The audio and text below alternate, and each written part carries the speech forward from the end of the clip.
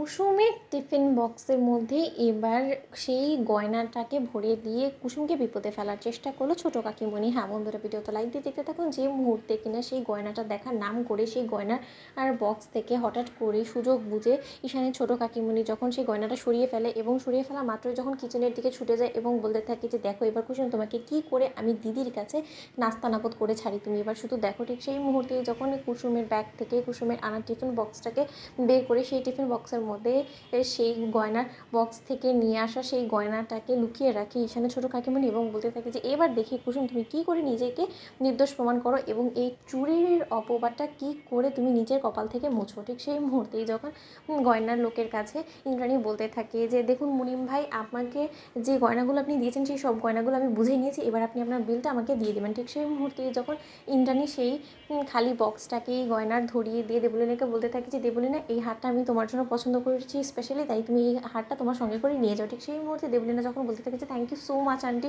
তুমি যে আমাকে এতটা ভালোবাসো সেটা তুমি আরও একবার প্রমাণ করে দিলে। অন্যদিকে ইন্দ্রাণী বলতে থাকে যে কোনো একটা স্পেশাল এক্সক্লুসিভ জিনিস যেটা কিনা আমার পুত্রবধূর গলায় পরে মানিয়েছে সেটা আমি কি করে না কিনে থাকতে পারি বলো তো? আফটারঅল তুমি গাঙ্গুলি পরিবারের বউ হতে চলেছো বলে কথা। অন্যদিকে যখন আয়ুষ মনমরা হয়ে থাকে ঠিক সেই মুহূর্তেই যখন দেবলীনা বলতে থাকে যে আজকে এই হারটা রোশনকে দেখানো মাত্রই রোশনের চোখও চড়ক গাছ হয়ে যাবে, কারণ সবে তো মাত্র এই বাড়িতে আমি ঢুকেছি, এতেই এত লক্ষ টাকার গয়না আমি পেয়ে গেছি, তারপরে তো ডায়মন্ডস থেকে শুরু করে লাক্সারি আরও কিছু পাওয়া তো আমার বাকি রয়ে গিয়েছে। অন্যদিকে যখন দেবলীনা বলতে থাকে যে কিন্তু তার আগে হারটা একবার খুলে দেখি আর একবার। অন্যদিকে এই হারের বক্সটা যখন ঈশানী ছোটো কাকিমণি বলতে থাকে যে দেবলীনা এই হারটা আরও একবার চেক করে দেখে নাও যে হারটা জায়গায় আছে কিনা, কারণ এই বাড়িতে তো অনেক লোকই আছে এবং তাদের কখন কোন জিনিসের উপর নজর পড়ে যায় বলা তো যায় না।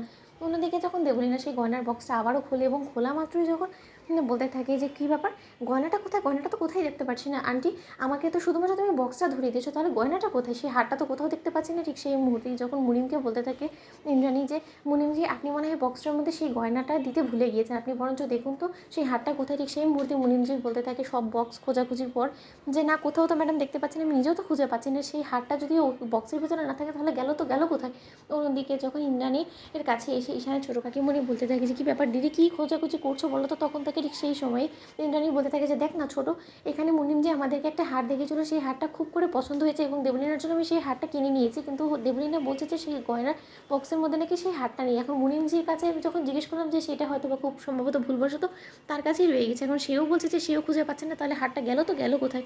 অন্যদিকে আয়ুষ বলতে থাকে যে মা এতটা হাইপার হওয়ার তো কোনো প্রয়োজন নেই, কারণ বাড়িতেই যেহেতু এই হারটা দেখানো হয়েছে তাহলে এখানেই কোথাও আছে, হয়তো বা পড়ে ছড়ে গিয়েছে, তারা আমি খুঁজে দেখছি। অন্যদিকে যখন ছোটো কাকিমণি বলে উঠেছে দেখো গিয়ে কুসুমরা চুরি করলো, তো বন্ধুরা লাইক এন্ড শেয়ার করে সাবস্ক্রাইব করতে ভুলো না।